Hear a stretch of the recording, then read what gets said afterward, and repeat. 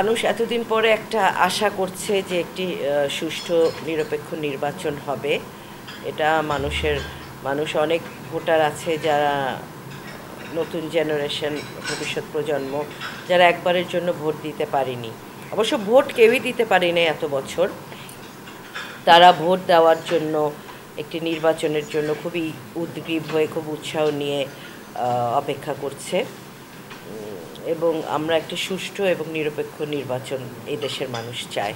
আমি রাজনীতিটা করি শহীদ প্রেসিডেন্ট জিয়া রহমানের জাতীয়তাবাদের রাজনীতিটা উনি প্রতিষ্ঠা যেটা করেছেন, আমার আব্বা শুরু করেছেন। আমি একটা নীতি আদর্শের রাজনীতি করি।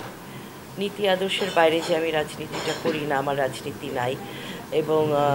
এবং তারপরে বেগম খালেদা জিয়ার যে আপোষহীন নেতৃত্ব, সে যে অন্যায়ের সাথে কোনোদিন আপোষ করে নাই, সেটা আমাকে খুবই অনুপ্রাণিত করে।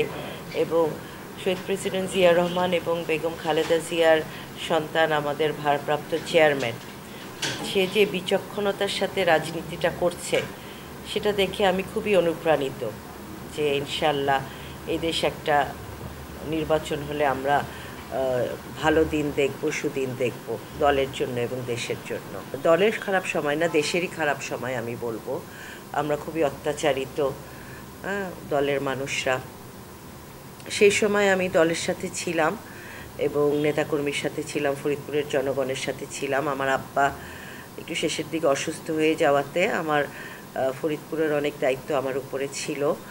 তো আমি ফরিদপুরের মানুষ সবসময় আমাকে দেখেছে রাজনীতির মাঠে, এবং আমার আব্বা 5 বার এমপি হয়েছেন। ফরিদপুরের মানুষ ভালোবেসে, তার উপরে বিশ্বাস করে তাকে ভোট দিয়েছে, নির্বাচিত করেছে। মহিলা হিসেবে আমি মনে করি না এটা তেমন কোনো বাধা। আর আমাদের জনগোষ্ঠীর তো, আমাদের জনসংখ্যার অর্ধেক হলো মহিলা। তো তাদেরকে যদি আমি মোটিভেট করতে পারি, এবং তারা খুবই আনন্দিত একটা মহিলাকে ভোট দিবে, তারা তাদের সুখ দুঃখের কথা বলতে পারবে। হ্যাঁ, বিজয় হওয়ার পরে অনেক কাজ আছে আসলে করার।